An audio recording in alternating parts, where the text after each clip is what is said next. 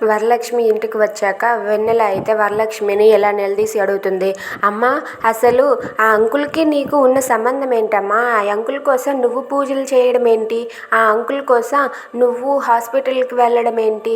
అసలు నువ్వెందుకు అలా చేస్తున్నావమ్మా అని చెప్పి వెన్నెల అడుగుతుంది. అది విని అక్కడ ఉన్న వాళ్ళంతా ఒక్కసారిగా షాక్ అవుతారు.